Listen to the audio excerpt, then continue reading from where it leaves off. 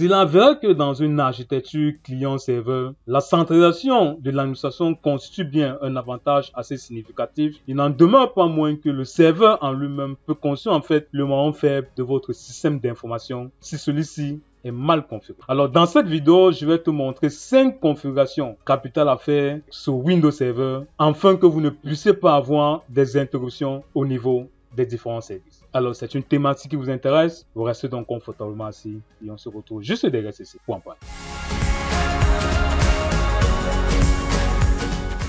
Alors, si tu me découvres en l'instant, je suis Hervé Kellogg, ingénieur système, formateur et aujourd'hui architecte cloud sur les technologies Microsoft. Ici, je partage des sujets comme l'administration de système et réseau, le cloud computing de Azure et bien d'autres sujets. Alors, si les thématiques qui t'intéressent, tu n'hésites pas à t'abonner si ce n'est pas déjà fait. Et surtout, tu n'hésites pas à activer la cloche afin de rester informé de nos futurs par-dessus. Ceci étant dit, passons directement au vif du sujet. Alors, la première configuration capitale à mener sur votre serveur, c'est bien que celui-ci doit avoir une adresse IP statique, donc c'est-à-dire configurée de manière manuelle. Alors, si on se retrouve effectivement sur mon serveur ici, en allant au niveau du menu serveur local et en allant au niveau de ces interfaces réseau, donc je vais cliquer ici là sur l'option Ethernet, ça me rediriger bien sûr vers le centre de réseau de partage, mais bien sûr sur ces paramètres IP de configuration. Donc, en étant en fait sur la carte ici, vous apercevez ici avec moi que mon serveur est configuré de manière manuelle.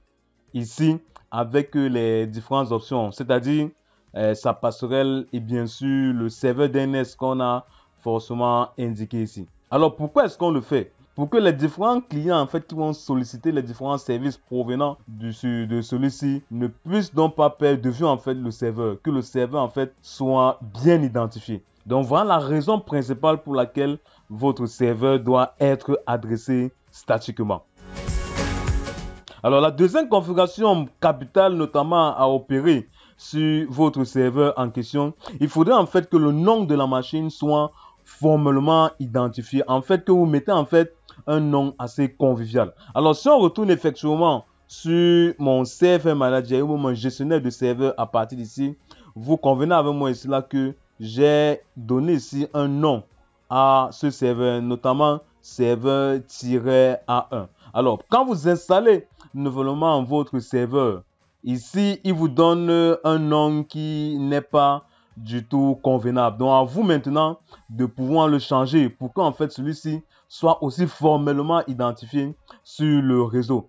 Alors, pourquoi est-ce qu'on le fait? Il peut se souvenir des moments où vous avez naturellement configuré un domaine naturellement sur celui-ci, qu'il faille naturellement revenir à la base de données locale. Alors, si ce nom-là n'est pas implicitement écrit, il sera difficile pour vous de revenir à cette base locale-là. Alors, pour le modifier, rien de plus simple. Donc, je vais cliquer en fait sur le nom-là. Alors, je vais double-cliquer en fait sur ce nom-là. Il va me rediriger en fait vers les paramètres de modification de cette carte. Donc, il y a un nouvel assistant en fait qui apparaît.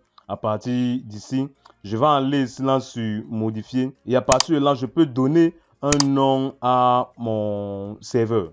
Donc ici, comme vous pouvez bien l'apercevoir là, je l'ai mis serveur-A1. En effet, donc voilà la deuxième configuration capitale en fait que vous devez mener en fait sur le serveur, en fait que celui-ci puisse délivrer sans conflit les différents services aux différents clients en fait qui le solliciteraient.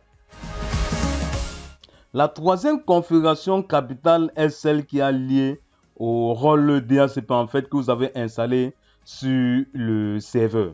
Alors ici, j'ai installé en fait le rôle en amont pour que la vidéo ne soit pas assez longue. Alors si je m'en vais ici sur le rôle DHCP que j'ai installé ici et je m'en vais en fait sur le serveur, je m'en vais ouvrir le gestionnaire DHCP comme vous pouvez bien l'apercevoir là. Je m'en vais ici en fait sur l'étendue en fait que j'aurais créé. Donc je vais dérouler, je vais aller sur le menu déroulant sur serveur A1 là, je m'en vais aller ici sur IP, la version 4 comme vous pouvez bien l'apercevoir là. Je m'en vais en fait ici sur l'étendue que j'ai donc créé en amont. Donc je vais cliquer en fait sur l'étendue en question et je m'en vais en fait dans les propriétés de cette étendue là.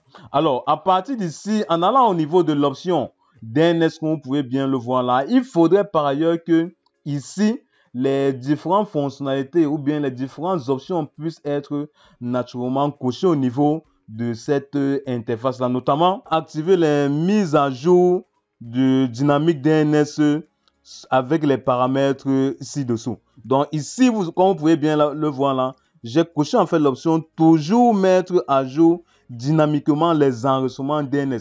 Alors en cochant en fait cette option là, les différentes machines vont naturellement aller s'inscrire au niveau de la zone DNS que vous avez créée, qui va se synchroniser avec vos serveurs DHCP de manière dynamique. Et la deuxième option que vous devez cocher ici, c'est mettre à jour dynamiquement les enregistrements DNS pour les clients DHCP qui ne nécessitent aucune mise à jour. Par exemple, les clients exécutant Windows NT, donc c'est-à-dire qu'une ancienne version de Windows. Donc c'est-à-dire que voilà précisément les deux options en fait qui devront être activées. C'est-à-dire notamment l'option que nous avons évoquée, c'est-à-dire que toujours mettre à jour dynamiquement les enregistrements DNS, et la deuxième option que nous venons d'évoquer. Donc, en faisant ça, vous permettra en fait aux différentes machines qui vont recevoir une adresse IP de manière automatique d'aller s'inscrire de manière dynamique leurs enregistrements DNS au niveau du serveur DNS que vous avez notamment mis à l'avance.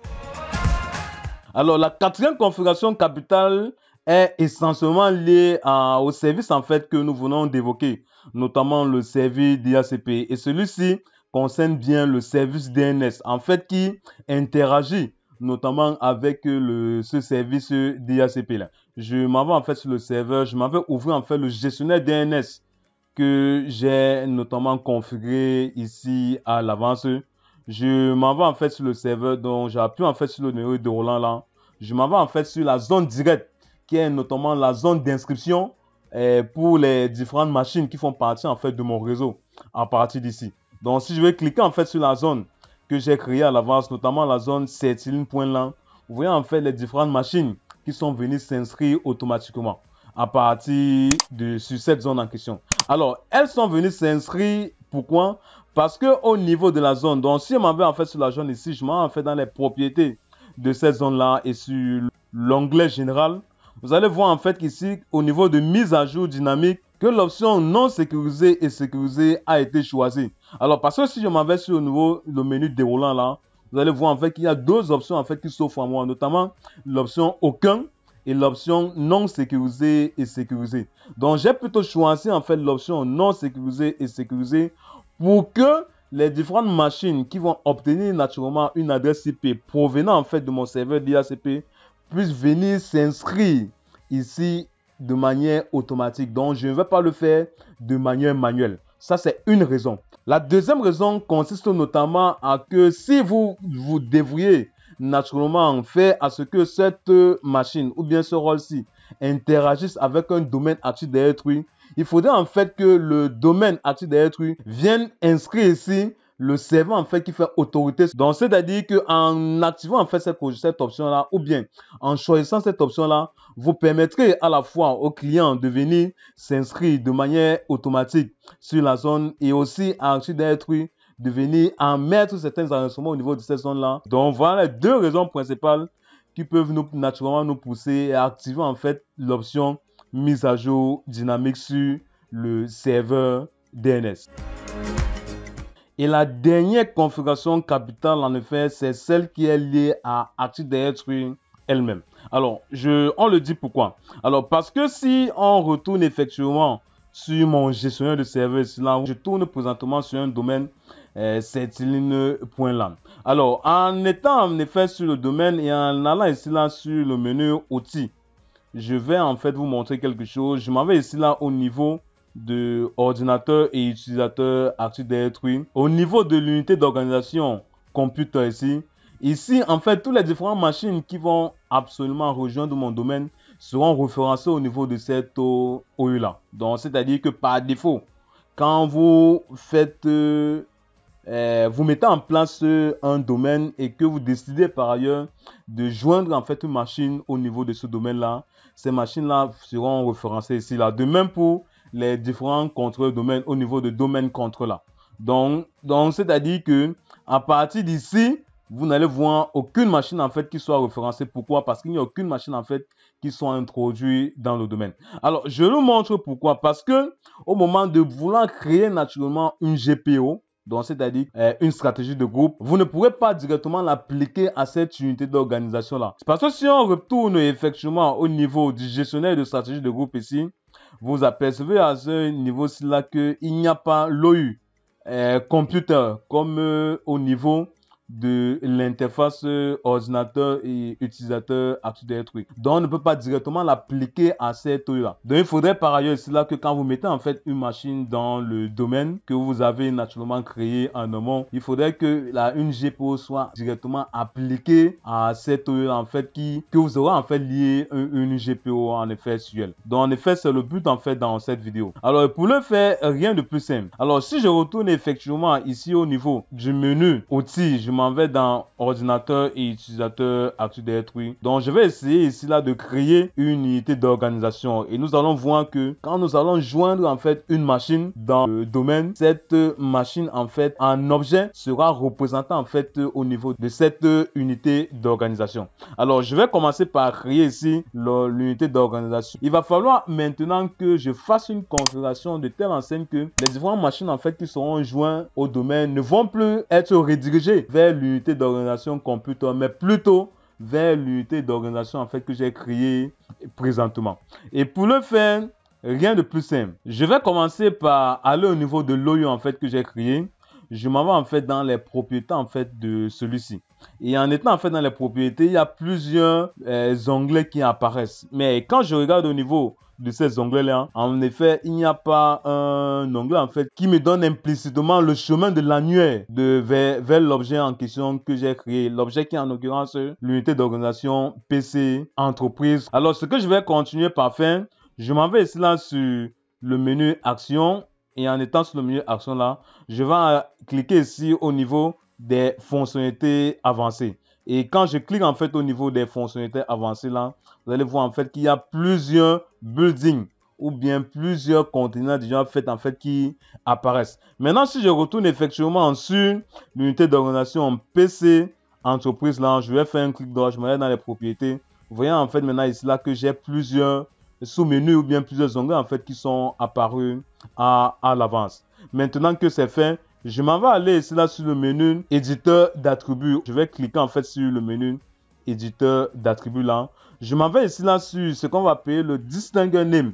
Le distinguer name ici là en fait qui correspond au chemin d'annuaire vers le répertoire ou bien vers l'unité d'organisation en question. Donc je vais dupliquer en fait sur ce dernier là. Je vais copier en fait ce nom là. Donc je vais le copier parce que je vais l'utiliser en fait plus tard. Maintenant que la copie a été faite, je vais maintenant ouvrir ici sur le serveur en question une session PowerShell en mode administrateur. Maintenant que ça a été, ma session a été ouverte en fait sur le terminal en question, je vais mentionner au niveau de ce terminal là la commande redis-cmp. Redis-cmp, naturellement qui signifie ici que je vais rediriger en fait les différents ordinateurs qui vont vouloir accéder ou bien rejoindre mon domaine maintenant vers le répertoire que j'ai copié en fait le chemin notamment l'unité d'organisation PC-entreprise. Donc, je vais mettre ici là redis-cmp et je vais suivre ça du chemin du répertoire ou bien de l'unité d'organisation que j'ai notamment créé à partir du menu ordinateur et utilisateur Active Directory. Alors, on va faire une petite démo en essayant en fait de joindre une machine tournant bien sûr sur Windows 10 qui est actuellement située dans mon réseau local pour voir en fait si maintenant cet objet là sera redirigé effectivement vers l'OU en question. Alors, si je retourne ici en fait sur l'une des machines qui fait forcément partie intégrante de mon réseau. Ici, je suis sur une machine naturellement tournant sur Windows 10. Je vais d'abord commencer par vérifier ses paramètres IP pour voir en fait si la machine en effet communique d'abord avec le serveur que j'ai mis en place. Alors, je m'en vais ici au niveau de son centre de réseau et partage, comme vous pouvez bien l'apercevoir là. Je m'en vais aussi au niveau de sa carte. Je vais faire un clic droit là-dessus. Je m'en vais faire ici au niveau de son statut. Vous apercevez ici que ma machine a bel et bien une adresse en 172.16.0.50 et sa passerelle est 172.16.0.1 et son serveur DHCP n'est ni plus ni moins que mon serveur où le domaine est bien sûr installé, notamment le 172.16.0.9 et son suffixe DNS est bien certilim.lan que nous avons défini au niveau du domaine Active Directory. Maintenant que c'est fait et que nous avons la confirmation ici que ma machine est bel et bien connectée à mon domaine, il va falloir maintenant qu'on l'introduise dans le domaine en fait pour corroborer en fait ce que j'ai dit en amont. Donc je m'en vais ici en fait dans ces paramètres à partir d'ici. Donc je vais cliquer en fait sur le bouton démarrage. Je m'en vais dans ces paramètres ici. Je m'en vais sur l'option système à partir d'ici. Je vais descendre un peu plus bas là. Je m'en vais ici là sur le sous-menu à propos. Et en étant sur à propos là, je m'en vais ici là sur renommer ce PC. Et quand je suis sur renommer ce PC là, au niveau de cet assistant là, je m'en vais ici là sur l'option modifier. À partir de là, je vais maintenant basculer au niveau du domaine. Donc je vais définir ici le domaine en fait que je souhaite naturellement rejoindre. Naturellement le domaine Certiling. Donc je vais mentionner au niveau de cette section là Certiling. Et quand c'est bon, je m'en vais là sur OK. Et quand j'appuie effectivement là pour valider, vous voyez que ici il me demande en fait de m'authentifier avec un administrateur qui est naturellement configuré au niveau de mon serveur. Donc je vais mettre ici le nom de l'administrateur, naturellement administrateur intégralement, et je vais définir, mettre ici en fait le mot de passe en fait qui lui a été assigné. Donc je vais l'appuyer là sur OK et la machine va contacter le serveur et quand ça sera effectif, vous voyez qu'il y a un message avec de bienvenue qui est apparu. Donc il me met ici la bienvenue dans le domaine Certiling. Cela prouve à ce moment ici là que ma machine est bel et bien jointe à mon domaine que j'ai configuré à l'avance. Donc je vais essayer ici là de redémarrer en fait la machine. Et pendant que la machine sera en train de redémarrer, si je retourne effectivement au niveau de mon serveur ici, en allant au niveau du menu outils et de l'option utilisateur et ordinateur Active Directory, vous allez voir maintenant que au niveau de l'unité d'organisation PC entreprise, il y a une machine en fait qui est apparue. La machine qui est bel et bien la machine en fait que nous avons joint au domaine, naturellement la machine client 1. Et si on retourne effectivement au niveau de computer ici, vous voyez qu'il n'y a plus rien en fait qui est au niveau de cette organisation là. Donc c'est-à-dire que ma redirection a bel et bien fonctionné et maintenant on peut directement appliquer nos stratégies de groupe directement à cette unité d'organisation là. Donc parce que si on retourne effectivement au niveau du gestionnaire de stratégie de groupe ici et à partir de là vous pourrez maintenant ici créer et lier un objet de stratégie de groupe directement à cette unité d'organisation là. Donc voilà, 5e configuration capitale que vous êtes capable de mener pour que vous ne puissiez pas voir les services interrompus. Quand les machines qui vont faire forcément partie intégrante du domaine vont naturellement solliciter un service provenant bien sûr de ce serveur. Alors comme toute bonne chose en fait, on arrive ainsi au terme de cette vidéo et dans celle-ci, vous avez vu les 5 configurations capitales que vous serez capable de mener sur votre serveur pour qu'en fait il n'y ait pas interruption de service. Alors si ce contenu vous a apporté une réelle valeur, vous le likez, vous le commentez, surtout vous le partagez massivement parce qu'en le faisant, vous permettrez à l'algorithme de mieux nous référencer et par ricochet à notre communauté de mieux grandir. Sur ce, on se dit à bientôt dans une nouvelle vidéo.